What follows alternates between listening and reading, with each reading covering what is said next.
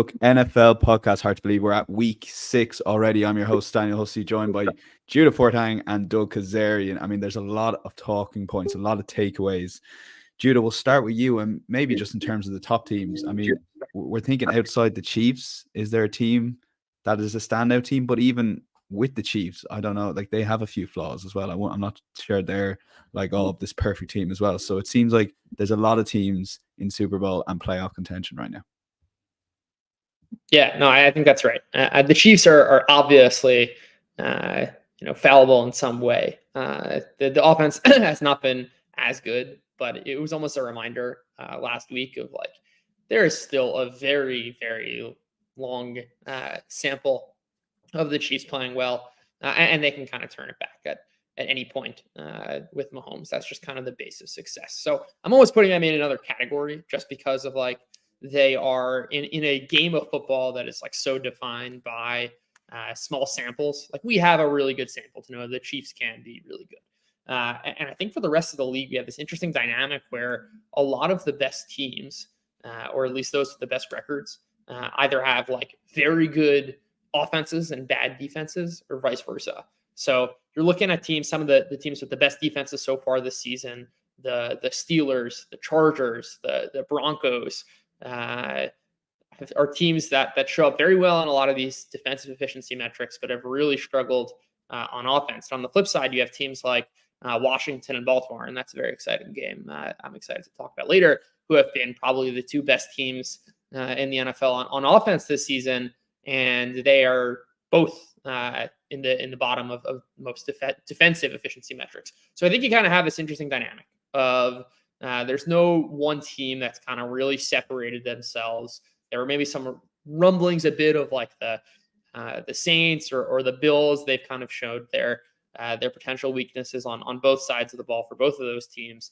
That there hasn't really been this other team that's kind of emerged as a team that can be dominant on both sides of the ball. It's obviously early, that can change. But from where we sit kind of heading into week 6, it seems like the NFL is wide open.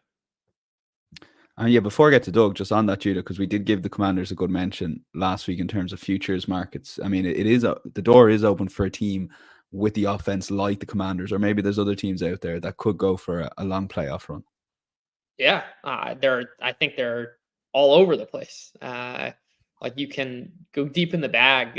Even a team like the Falcons, like who expected the Falcons to throw for 500 yards? The Bears, who knows? Like if Caleb Williams is improving a lot, you can make cases for a lot of these teams. Even the Niners now are going to be priced at a discount, even though their fundamental play has still been really good. There's just a lot of uncertainty in the NFL this year, as there always is for what it's worth. And there are a lot of teams that can kind of, I think, rapidly improve as the season goes along, or even just like return to previous form. And that makes it quite an interesting dynamic. Yeah, it's hard to believe the Niners are 2-3. I haven't watched all those games. They, could easily be 4-1 on another season. Yeah, Doug, over to you. I mean, you have put here just in terms of we were talking about talking points. You're like underdogs of 6-point plus have been covering at a ridiculous rate. I would say to you, they've been winning those games at a ridiculous rate. It's been a mad start, mad 5 weeks, I would say. Yeah, so kind of those gambling stats sort of match that narrative. Is the parity is what we've heard so much, and give the Chiefs credit.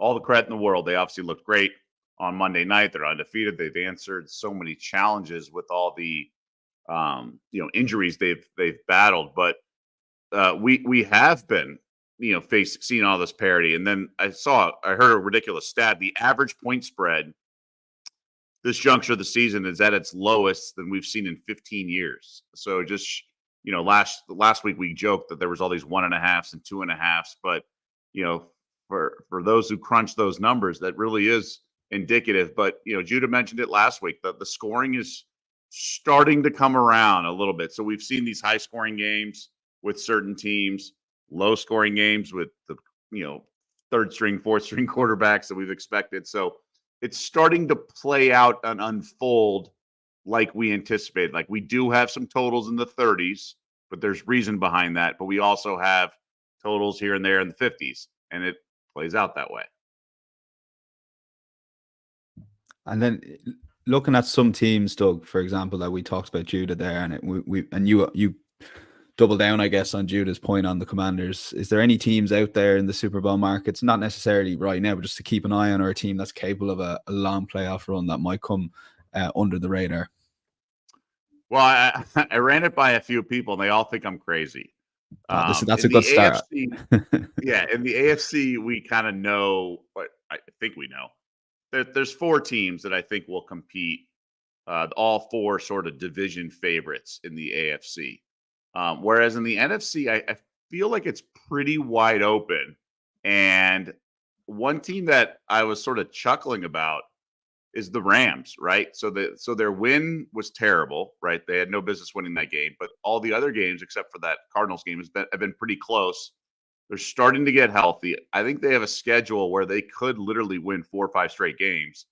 Then the schedule is really brutal, about 4 straight games. So I just feel like there's a element of wide openness, and even a team that has 1 win sort of caught my eye, because remember, 7 teams in each conference get in the playoffs, and I feel like the NFC is pretty wide open. So the futures market on that side of the things in the bracket do catch my eye a little bit. And then we can also factor in for teams to get better, right? I think Jordan Love's going to get healthier, right? The Bears are going to get a little better. Now, will they get better? We'll see. But Caleb Williams is starting to take some giant steps forward. So there are some interesting teams, I guess, is a way to put it, in the NFC. Okay, yeah. Matchbook listeners will remember Drew putting up a Rams, I think a few weeks before them eventually made the playoffs, and of course lost that epic game to the Lions in the playoffs. So yeah, some interesting stats. Do go and check out the future markets, particularly that Super Bowl winner market. It's quite a popular market each Monday on the Matchbook betting exchange. And a reminder before we get going, if you do place a bet builder on any NFL game between Thursday to Sunday, minimum odds of 2.0, you will get a £5 free bet builder each Monday for Monday Night Football. It's that simple. Let's get started. I mean, the 4 games we're going to cover, incidentally: Commanders at the Ravens, Lions at Cowboys. We've got the Bengals at the Giants, and Bills at Jets. Sunday Night Football and Monday Night Football, that is. So let's start with probably the game of the week, probably the game of the season. Commanders at the Ravens, the 4-1 Commanders, that is, against the 3-2 Ravens. Both teams on a good winning streak. The Commanders are 3.5 on the money line. More on that in a second. The Ravens 1.37. The Commanders are giving 6.5, and the total here currently stands at 51.0. So Doug, I'll set this up with you because I think listeners or regular listeners will probably know where Judah might be leaning to in this market, but give us your thoughts and assessment on both these teams, where you're looking at for a bet here. Well, everyone's been waiting for the other shoe to drop with Washington, and I get it. The NFL, you don't play the same way every week, and there's an ebb and flow.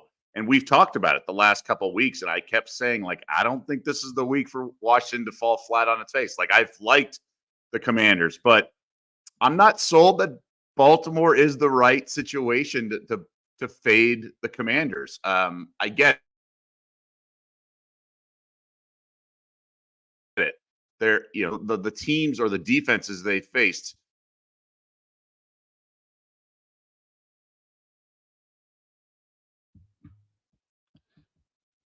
Are going to name their score, so to speak. So, you can get a Ravens team total at 29.5.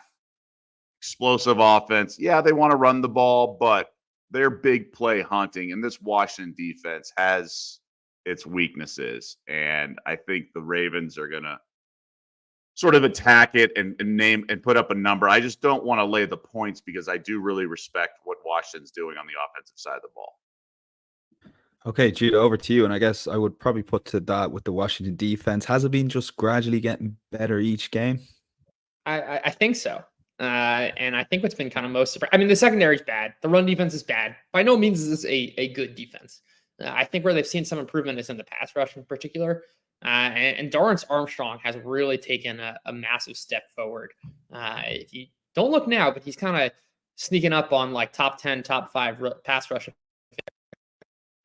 which I think can obviously matter a lot in causing disruption and creating enough of a pass rush to disturb other teams. But I guess I'm becoming too predictable, and maybe I gotta change it up a bit. I do like the Washington tails here, and I think when you look at it from a market's perspective and what is being priced in, we kind of see that Washington is right now being rated as like the 10th best offense in the NFL, and Baltimore is rightfully in the top 5. I think it's kind of ironic Lamar Jackson is having by far his best season so far, but the defense hasn't been as good, so the MVP chatter is relatively quiet. I don't know. I digress. I don't think the MVP award is a worthwhile. It's a silly conversation. Anyway, I think that when you look at what Washington can be, and there's just some like, if the best that someone's argument can be for like why Washington is going to regress is like, oh, this just happens in the NFL without any actual evidence for that. Like, I'm going to sell that. I think it's one thing to kind of look at EPA and look at like a bunch of production-based metrics and say, oh, Washington's number one. Like, that can be counting. You could be just double, triple, quadruple counting the same thing. That like there's something in there's some like outside factor in that's like captured in EPA that is just like, we're going to keep doing it. But what's interesting about Washington is that if you look at like any even non-production based metric, if you look at especially on stats with Jaden Daniels and his ability to like process where like he's entering really great situations. I track this in something called disruption rate. If you look at his ability to create when the play breaks down, it's best in the NFL. And creating is not defined by like producing good outcomes. It's by like the process by which you're maintaining good results. Are you making throws to open receivers? Are you scrambling at the right times? And then when the play is in structure, he's also been terrific. And it's not just that like it's a kind of high leverage spot. Like, he's winning consistently. He's making throws to the right decisions by every process metric. And at least as we can quantify the game of football, and that's obviously a very difficult task. Like, he's done great. It should not be a coincidence that the production is there. So if the best that we can do is just like, oh, there's going to be some inevitable regression without pointing to like any actual evidence or any actual data, it just is something that I want to fade. And especially when it's one thing to say like, oh, we're buying the top of market against the Commanders. I've heard plenty of that too. No, we're not. Like, the market is telling you how it's pricing it. They're the 10th best offense, and there's a non-zero chance that they're the best offense in the league. And I think there's a pretty high likelihood that they're a top 5 or a top 3 offense, and they're still mispriced, especially considering that the Baltimore defense too is priced as a top 12 unit. Still, and they're not. I just think this is a spot where there's some mass on the tails. Obviously, the Ravens can win this game. Obviously, their offense is extremely good. They even match up decently well with their ability to stop the run, though I'm not sure that's something that can't be overcome by the Washington offense. But at the end of the day, I think these two teams profile very similarly. And we're not seeing many huge spreads this year. We're not seeing many games of 10 points. We're even seeing very few of 7. And the fact that the Washington offense, which has a legitimate possibility of being the best offense in the NFL, is one of those dogs, is something that I'm just going to want to play on the tails. I like the Washington money line a lot here. If we're looking back, and it's the last thing I'll say, if we're looking back in 6 weeks' time, is it more likely that Baltimore, and we reprice this game, or even if this is a potential Super Bowl matchup, if we reprice this game, is it more likely that Baltimore would be 7-point favorite, 7.5-point favorite, or Washington to really close that gap and Baltimore to be like a 3-point favorite? And I want to kind of align myself with the risk there. And I think it is much, much, much likelier that as we learn more about these teams, Washington kind of narrows the gap rather than the reverse. Doug, I'll give final word to you. It's hard not to get carried away with that enthusiasm, and a lot of good points from Judah, I would say. Yeah, I like the last point in terms of like, if these two teams were to rematch down the road in week 5, it's more likely this number is going to come down. And sharp money came in at +7 and then at 6.5. So I think it's all fair points. And everyone's like, oh, we haven't seen a rookie win MVP since Jim Brown. Well, Mahomes won it his first year as a starter. He only started week 17 the previous season when Alex Smith and the starters rested, going into the playoffs. I think we've seen unique situations, and I think we have to give Cliff Kingsbury his due. Like, he's been the butt of a lot of criticism for appropriate reasons as a head coach, but he has a good quarterback to fit his scheme. They know what they're doing. They have weapons. Like, there's a lot of reasons to think this is sustainable and predictive and indicative of the future than, oh, this is just sort of like a goofy run. Yeah, I'm quite excited. Also, for those listening and maybe missed the futures price last week, maybe this is the time to get them because, of course, if they do beat the Ravens, I think the market will really start standing up and taking notice of the Commanders. So Doug, not necessarily against the Commanders, but is going for the Ravens team total over 29.5. Does think they can attack that defense. Judah locking in Commanders money line. I love it. 3.5. And stay tuned perhaps to something a little bit bigger in the long shot section. I'll say no more. Lions at Cowboys. I mean, it was tough to pick three other games as good as the Commanders and Ravens. There just isn't on the card. But let's go Lions at Cowboys because there's question marks here for both teams to answer. Lions 164 favorites. Cowboys 246. The handicap sees Cowboys getting the 3-point head start at the same price as Lions, laying 3 at 1.98. The total here is 52. Judah, go to you on this one. I mean, the Cowboys got the job done on Sunday Night Football, but I would say it was fortunate enough. They definitely rode their luxury at that game. Yeah, it's an interesting spot. I mean, they also turned the ball over so many times in the red zone. I think that's probably a little bit fluky. I think that both kind of matchups play to the offensive strengths of the teams, where let's start with Dallas. Detroit plays a ton of man coverage, which has been for the last 2-3 years now. CeeDee Lamb and Dak Prescott have some of the best numbers against. They do not have anyone to cover Lamb. And if you're going to play a one-on-one, that's a problem. I mean, we saw even one play against the Giants. The offense was kind of flat, but they left, I think it was Cordero Flott on CeeDee Lamb. And it was a 60-yard touchdown that play. It's the thinnest of margins in those situations, and you're really inviting these sorts of explosive plays. But the Cowboys don't run the ball anyway. That's kind of the strength of the Lions defense, and I think kind of in this man matchup, the Cowboys can have some success. On the flip side of the ball, the splits of Jared Goff when he's kept clean versus under pressure are massive. I mean, he goes from one of the best quarterbacks in the NFL when kept clean to one of the worst under pressure. These things are generally, play under pressure is generally unstable, but we have a really good sample at this point to know that we can rely on a huge discrepancy with Goff. And the Cowboys have no pass rush right now. I mean, they're down their top three guys. Justin Fields is the type of quarterback who invites pressure. I wouldn't even discount any of those numbers. Not that they were great from Sunday night. And the Lions should have their way on offense. I think in a game with a 52.5 point total, lots of points can be scored. You're probably going to have some turnover variance that might influence this game. But when you look at it from a kind of fundamentals perspective, I think Detroit is the side here. There's just, I don't see any way. I mean, the Cowboys have obviously struggled to defend the run. There's nothing really, I think, that the Lions can do on offense that the Cowboys are going to be able to stop. I like them at -3 here, though I can see the Cowboys passing attack matching them. And again, with turnovers and just general randomness in the NFL, there's certainly a path to the Cowboys winning as well.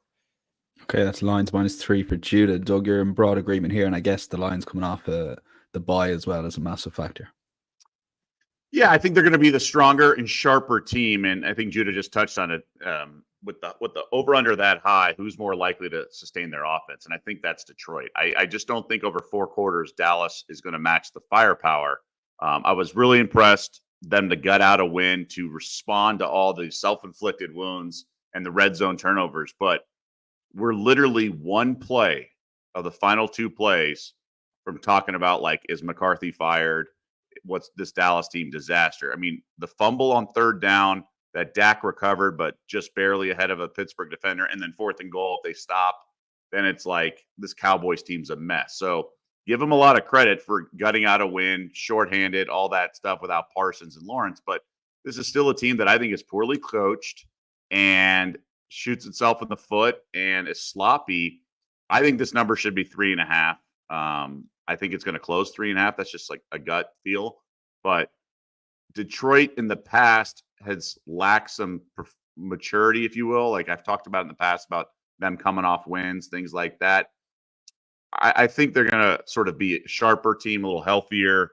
Their defense should be a little healthier. They'll give up big plays, as Judah was mentioning. But I think over 4 quarters, I think the Lions have too much firepower. Okay, both in agreement there, and strong enough agreement, I would say. Lions laying 3 points to selection for both Judah and Doug. Let's move on to the 2 primetime games, starting with Sunday Night Football. Bengals involved with that epic game against the Ravens. And, of course, the Giants getting a really good win against Seattle in the late window, and pretty much well-deserved that, I would say. Bengals 159 favorites to the Giants at home. 262. Bengals are laying 3.5 points. Giants getting that same start. The total here is 47.5. Was 48.0 earlier, so that is coming down a bit. Doug, looking at this game, I mean, Giants were well deserved that win against Seattle, as I said, but Bengals need to start winning games. It's as simple as that. Yeah, just given the comments from Joe Burrow and just how demoralizing that loss was, I just wonder if they can respond the next week and to go on the road and be chalk like this. It's a little concerning. We always joke that we have to play amateur psychologist, but I do think the offense will have enough.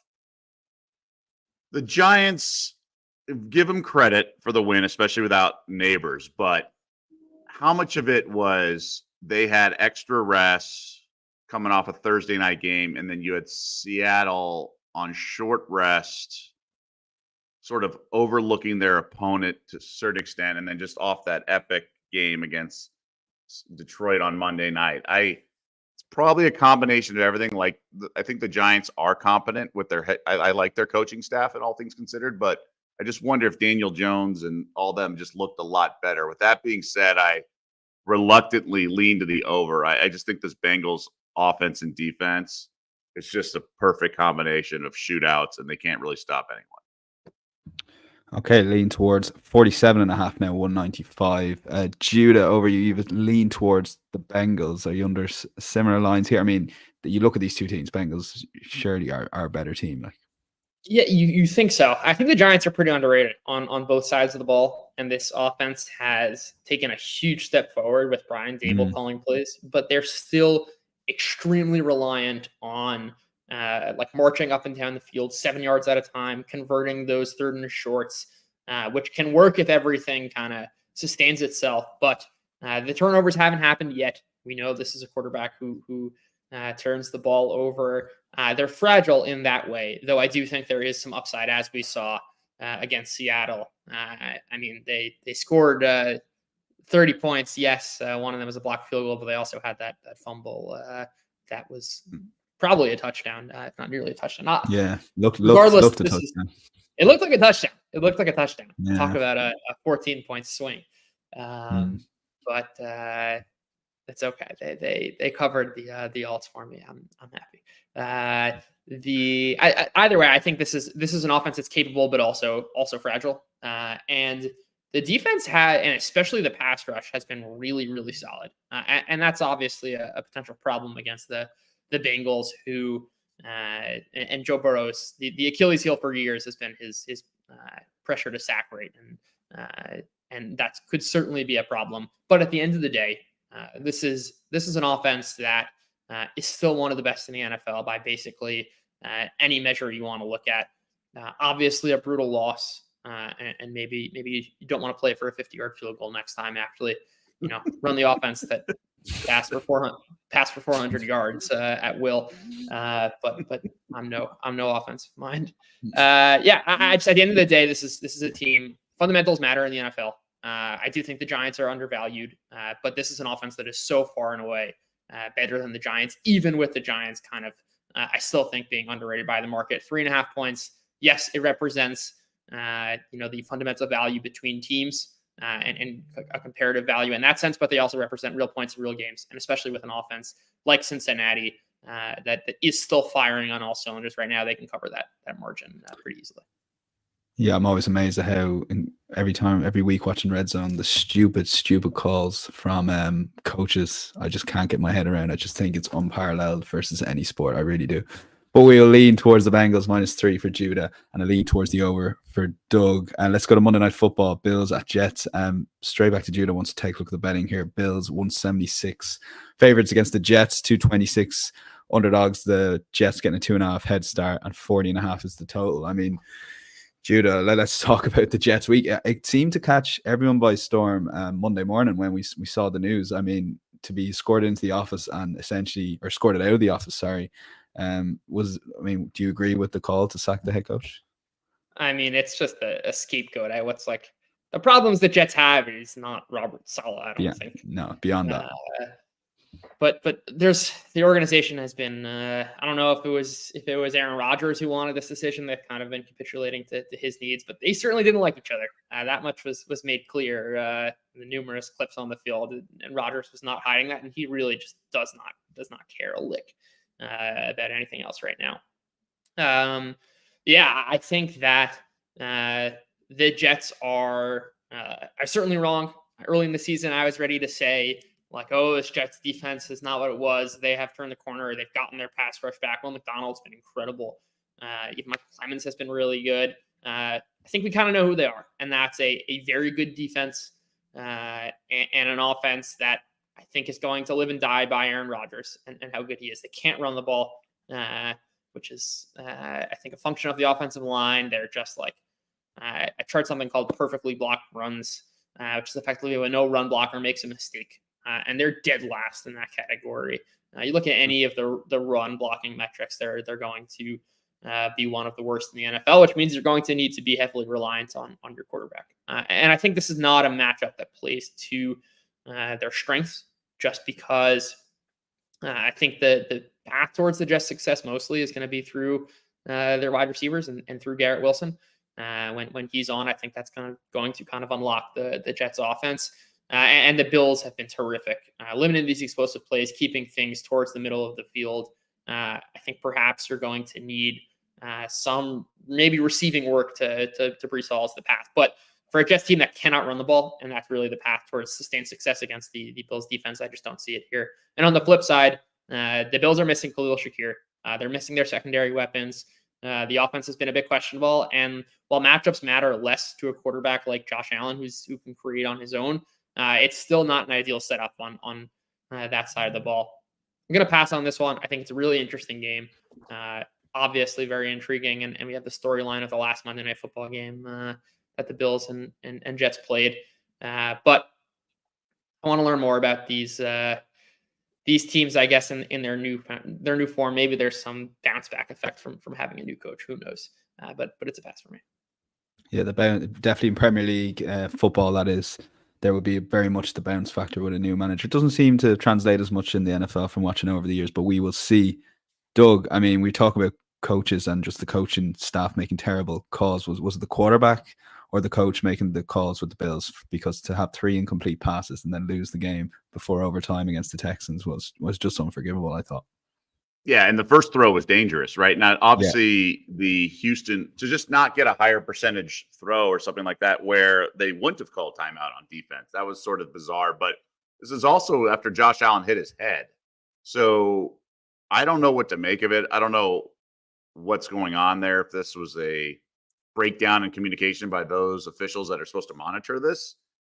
It's a lean for me. There's just too many moving parts. Both teams on 2-game losing streaks, and there's somehow like first place is up for grabs because the division that we thought would be so impressive is just a disaster right now. And then the mess of the firing coach and Rodgers. I think at some point, like his act has got to wear thin in the locker room when he's not even playing that well. Because even though his legacy is strong, but the version we've seen is just not that great. The team, I don't know. I feel like it's a team that should probably play better on the road, just the New York media, all that stuff to deal with. And this Buffalo team, like I kind of know what I'm getting with Josh Allen if he's healthy, but they should be getting healthier up the middle on defense. I don't know the official status of Shakir.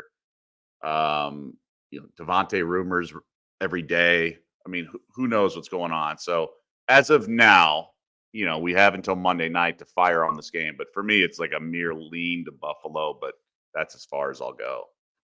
Lean to Buffalo, no bet for Judah as well. So we'll lock that in. That's Monday Night Football, as Doug said. So well worth checking out, see where that market lands. And you have the guys' thoughts on that game if you do want to pull the trigger on a bet. Inside.matchbook.com. You can get a full recap of all the guys' picks throughout the weekend card. And while we're checking out, we see that being quite popular on a Red Zone Sunday morning. Let's go to any other bets here. Judah, back to you. It's Browns at the Eagles. Eagles off a bye. I mean, does any team need to buy more than the Eagles for a variety of reasons? They're back here now. How's the injury report looking for them? Because they I think they should be getting. Yeah, I think they should be getting their their kind of core three offensive pieces that they were missing. Lane Johnson, AJ Brown, and Devonta Smith all back. Not bad. But this is that they needed that. And based in the city of Philadelphia, the city, I can feel it healing a little bit. And a good week to get re-energized and excited. But I think that I'm taking the under here. The Eagles defense has been pretty bad this season, but so long as Deshaun Watson is the quarterback in Cleveland, I just don't see this offense having much success at all. And this is an Eagles offense that, especially this year, I think wants to run the ball a bit more than they have in the past. And 43.5 is just too high when you have a large possibility of an offense that, without defensive touchdowns, is scoring like 10 to 13 points a game. I'm not sure the Eagles are going to need to do much more than that. They're 8.5-point favorites for a reason. I think this total is just too high. It's not as if the Eagles are this incredibly explosive offense that's going to score quickly and there'll be lots of possessions. They want to grind out drives. Sure, they can hit on some deep balls, and AJ Brown is always a threat to break one. And I guess that's the path towards the over here. But I just see this as a really bad Browns offense against a defense that's been a lot better in recent weeks, and an Eagles offense that just wants to kind of grind the clock and sustain long drives. That's a recipe for the under. Okay, under 43.5, currently 1.94. Doug, give you a couple or a few bets here in the any other bets sections. Talk to me first about the Bucs at Saints, and you're leaning where you're going to play the under here. I mean, Derek Carr, he's going to be out for a couple of weeks by the looks of things, and it looks like they're drafting in the rookie quarterback as opposed to the backup. Yeah, Jake Haener out of Fresno State, real limited. And I think there's a lot of moving parts here. So it's proceed with caution, because you have the Tampa Bay team that part of the country is dealing with the hurricane. So they've actually, the entire team's left the area to get ahead of the storm. But I do think they have a veteran coach in Todd Bowles. I think they'll be prepared, and I think they'll be buttoned up. So it's not going to be a team that's just like completely checked out because they're more worried about what's going on at home because it's higher priorities. I think they'll be ready to play a football game, all things considered. But the defense with Bowles at the helm will have enough sort of curveballs or whatever that I just think the New Orleans offense has to be pretty vanilla. And not that the Bucs defense is elite or anything like that, but I think the schemes will be really difficult for the Saints offense. And I think playing on the road in New Orleans in the Voodoo Dome, like, I think we're going to see a low scoring game, all things considered, by the standard of 41.5. So I'm on the under here. It's going to be a sweat. I don't think it's going to be one of these 10-6 games, but I don't think we get, over 41.5. Okay, check. Let's see who ends up starting quarterback for the Saints. Doug, your second selection, Steelers at Raiders, another undershout. So exciting week coming up in the NFL, guys. Yeah, another quarterback change, right? So you have Aiden O'Connell, the younger quarterback, whose number one issue when he was thrust into the starting role has been holding onto the ball too long. Well, that is a recipe for disaster against a Pittsburgh team. But this Steelers offense, we saw it in the spotlight on Sunday night, like real limited. Like Fields has been fine, but he's trouble being accurate down the field. And you got Pickens, who maybe not running routes at full speed. And this Raiders defense, like the Raiders off a loss are like decent as long as Crosby's going to play, right? So, he missed one game and they actually played pretty well in that game. So I just think like this defense is actually okay when facing a limited offense. I think this is going to be a rock fight. Remember, the Raiders were in control last week until the pick six to Surtain on the goal line. And then they sort of hit a wall. And it's more like the Raiders just aren't good enough to play well in consecutive weeks. Off a win, you never want to back them, but off a loss at home against a pretty pedestrian offense, I think this has like a field goal fest. Antonio Pierce punting at midfield. Just going to be one of those games that is going to be pretty painful to watch, but I think we cash it under. Okay, let's try and make some money out of a painful game to watch. Under 36.5, 2.06. The Bears versus the Jags at even money, laying 2.5. Doug, is your selection here. The Bears have slowly started getting their act together last couple of weeks. Couple of pretty decent wins and looking okay. Yeah, and it's very opponent driven, right? They've played the right opponents the last couple of weeks, and I think Jacksonville is one of those teams, right? They still have a horrendous defense. They had the game won last week, and then Flacco is just thrown all over the field because this team is poorly coached. I don't know we really have a true measure of Doug Peterson, given what Nick Foles did in one playoff run and then in the Super Bowl against Brady and the Patriots. If not for him, I don't even know if Peterson would have lasted this long. So I just think the Bears are getting better on offense. They have a highly rated defense. This Jacksonville team stinks across the board, particularly on defense. I know they have the quote unquote home field advantage in London, but I think the Bears, you roll the dice a little bit. You got a rookie. They're all going to London. This is a team that's not well coached themselves, but I think they're just the better team and they have the better matchups. I have to take the Bears here under 3 points. Yeah, under 3 points. That key number, obviously -2.5 at even money. Let's go to the long shots. And Judah, we mentioned there may be some even further tails beyond the money line for the Commanders at the Ravens. So make the case why you're essentially flipping the point spread, if that makes sense to anyone. Yeah, I mean, I think it kind of comes down to the fact that like these are points in real games, and this is a Washington offense that can completely front run you, and they've shown that ability to win with margin. Obviously, they've done that each of the past few weeks, and the Ravens are obviously good, but it's just relative to what the market's pricing here. I think it's very rare that you get an opportunity to at this price bet on an offense which has the potential to be a lot better.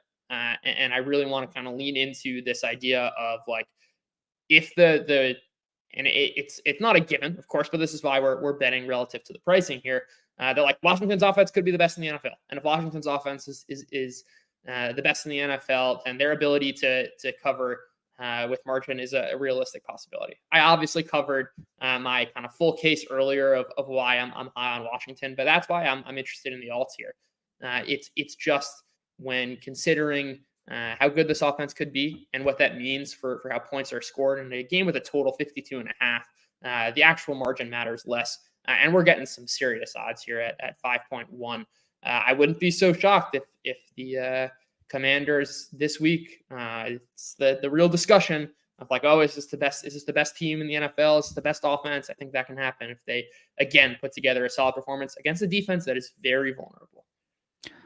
Okay, yeah, let's outline -5.5. 5.1 is the price on Matchbook. Set up for that overtime victory, isn't it? By a touchdown. Commanders at the Ravens. Let's go. Whatever happens, it is going to be an extraordinary game, and there'll be so many talking points before, during, and after the game.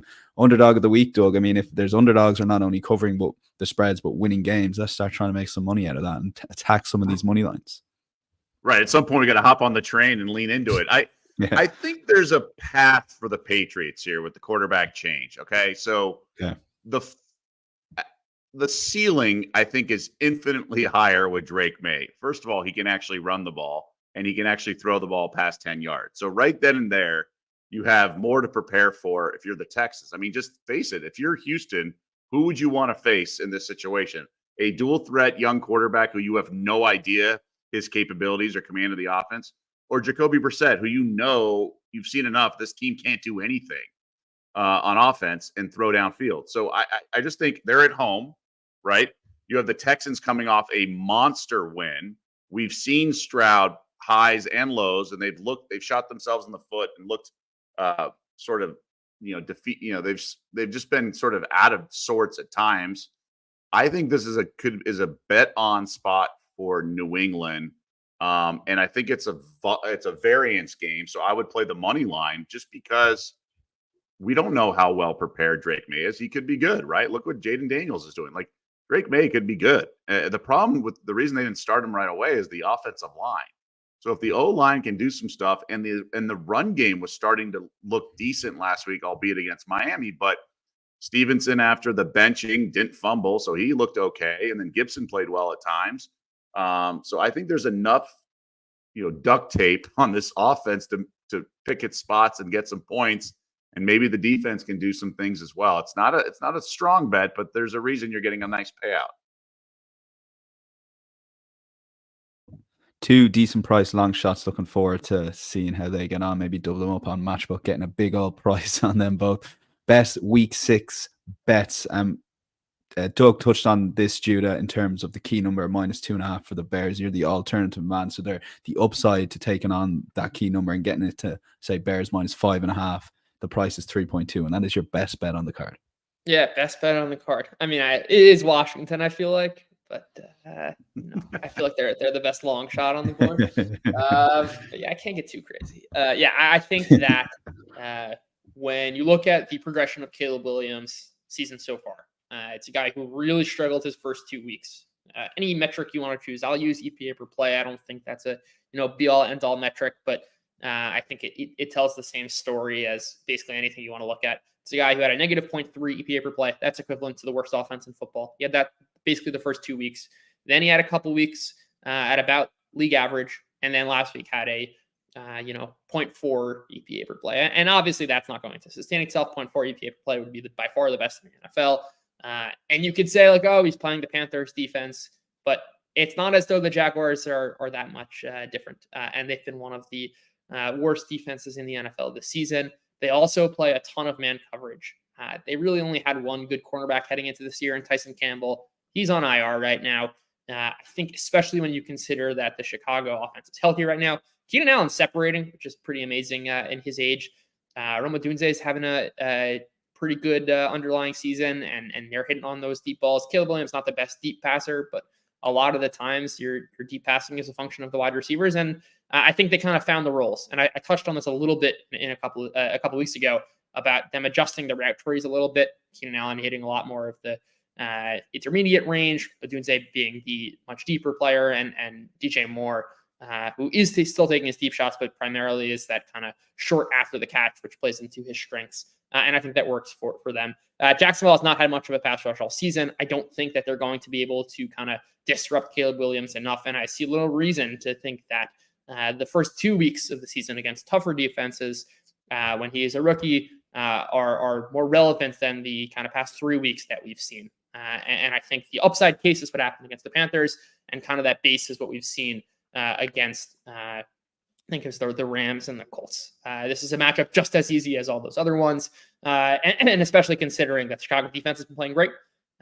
Trevor Lawrence, this is a Jaguars team that, I think it's generally pretty fluky. They turn the ball over a lot, but I think they might struggle to move the ball effectively on this Bears defense. And if you consider the Washington's offense progression, again, frame of mind for these tails angles of like, how would we reprice this game? Like right now, Caleb Williams is projected as the 23rd best quarterback. At the end of the season, is it possible? Is it even likely that Caleb Williams is maybe an average quarterback? And this price would look very different. So I want to kind of be early to that and align myself in spots where I think the risk is asymmetric in that way. Okay, well explained on taking on all lines there, but both the guys thinking Bears are the teams getting on side right now. But Doug, your best bet on the cards will be taking on that Panthers team, and while they've been improved going on offense, I guess defenses they're still seriously vulnerable. Yeah, they're pretty bad, right? Like the shine that they had against that Raider game, like the market's finally come back and realized that this team's pretty bad. The defense is terrible, and like the offense isn't good either. So Andy Dalton's just more competent, and he's above 5'10", which makes him better than Bryce Young. So we're realizing this Carolina team's a mess, and it's not just Bryce Young. And then this Falcons team got lucky to win on Thursday night, and they have issues. But let's not forget, like Baker Mayfield played really well in that game.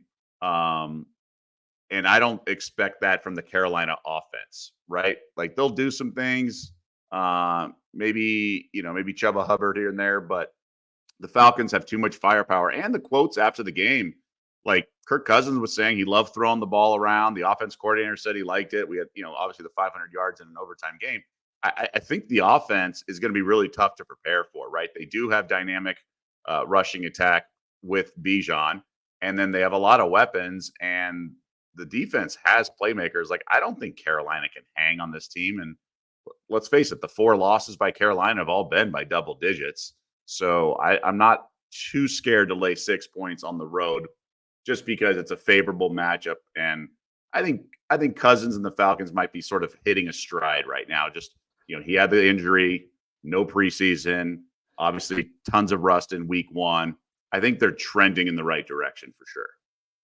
Okay, that's Falcons laying 6 at the Panthers, and we are done. My thanks to Doug and Judah. Very good show. Really enjoyed listening to the guys' thoughts. Insights.matchbook.com. Full recap of all the guys' picks, and make sure if you're following or watching or wherever you're following and watching to hit that like button and follow and subscribe completely for free. We'll be back same time, same place, hopefully, but enjoy the weekend NFL action. We'll see you next week. Bye-bye.